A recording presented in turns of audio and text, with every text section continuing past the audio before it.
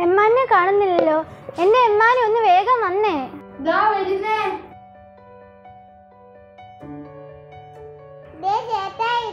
ഇതാരും അന്നക്കുട്ടിയോ? അന്നൂട്ടി അങ്ങോട്ടാ?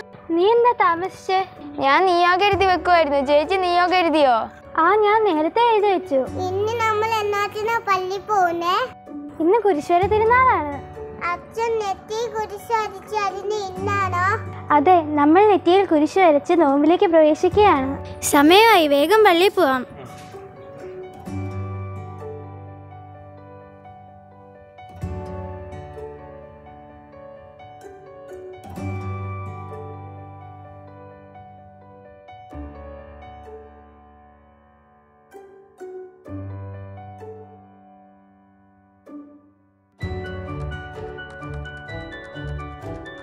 എമ്മാനും എന്നാ നിന്റെ ചോറ്?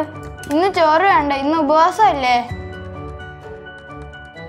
ഞാനും ഇന്ന് ചോറെടുക്കുന്നില്ല. ഇന്ന് നമുക്ക് ഉപവാസം എടുക്കാം. എനിക്ക് ഇന്ന് ചോറ് വേണ്ട.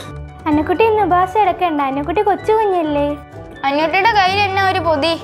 എനിക്ക് കൂട്ടുകാർക്ക് വരച്ചെടുക്കാണ്.